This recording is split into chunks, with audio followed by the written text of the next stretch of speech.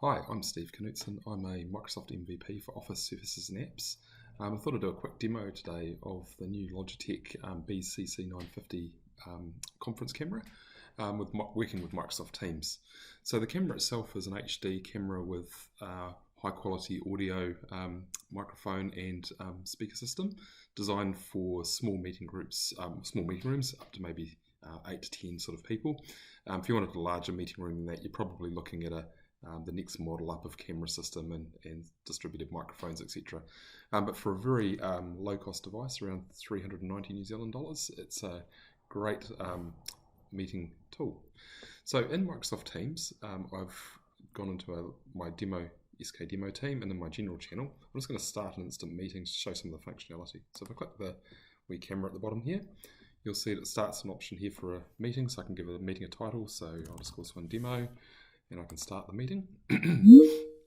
Now when I do that, it's going to use the camera system that's been selected, the camera and mic audio that was selected in Teams. If I want to change that, click the three dots, and then from here show device settings, and from device settings I can choose the audio device up here, so my conference cam, or the internal audio device on the computer, and also my camera here. And you'll see when I push that down option, I also get the Microsoft camera on my Surface laptop that I'm using currently.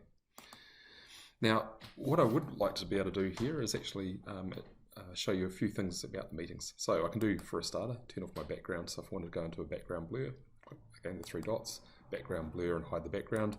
So if you're working from home, for example, you might want to do that, hide the kids and the dog, or you might want to do this if you're in a meeting room, you've got sensitive material on a whiteboard behind you, for example. I'll just turn this back on because I think it's a little bit nicer. So I'll just turn that off. Now from here I can also do things like, for example, see the meeting participants. So I can go in here and invite some people to the meeting. That'll come out of my Office directory and can include external people. So for example, if I start that up and I type in Ashley, it should bring up the Ashleys in our team and find Ashley here. Or I could do something like Gary, and we'll see it's picked up some external users here as well. I won't invite anybody in this particular case, but simply a case of clicking on there, it'll dial them into the meeting, and you can add people in as you go. We've also got the show conversations option here, so I can use that if I want to have meeting room chat. If you are doing a larger meeting, you might want to have a moderator, so have a second person reading the chat just to keep an eye on the questions that are coming up here, or any feedback, and really nice for participants if they sort of keep on topic as well.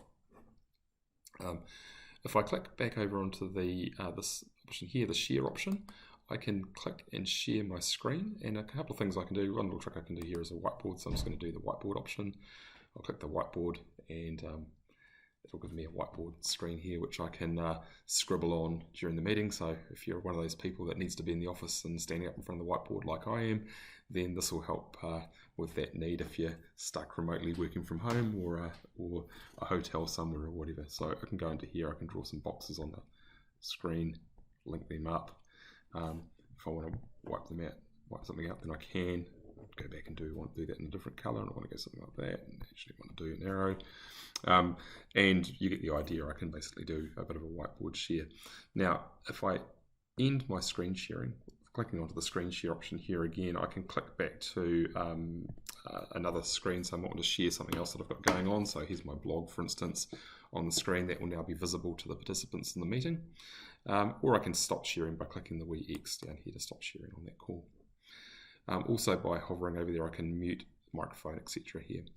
Now, one thing you may also want to do is actually capture some meeting notes. So if I just click again on this option here, and you'll see there's a meeting notes section here. If I click meeting notes, this will give me an option here to take some notes as I go. Again, these notes will be saved against the meeting. So let's just click into the meeting notes here and just say capture, make sure everyone knows about the new camera. Oops. And then I can also, create instructions.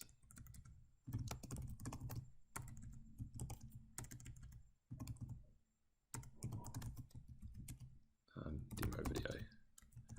So just create a few tasks for somebody to do there. And those tasks there, these notes will actually be saved with the meeting. So if I now want to exit out of the meeting, so what I'm going to do here now is just end the meeting. So I click the hang up. And what that'll do is take me back into the team, into the channel where I created the instant meeting from. And you'll see it's got here some meeting notes. My meeting went for 4 minutes and 7 seconds. I'll click on the show meeting notes. It's got my instructions and so on from here. So people that participated in the meeting can see the notes from the meeting. So making it nice and easy to share. I can also, if I have any conversations, those conversations will show up against the meeting here as well. So that's pretty much what I wanted to demo quickly. What I've found, this camera system is really nice, very low cost, good quality solution for small meetings. If you do have larger meeting rooms, as I say, it's probably not the right camera, but for home office or small meeting rooms, perfect. Anyway, I hope you've enjoyed this demo, and we'll talk to you again soon.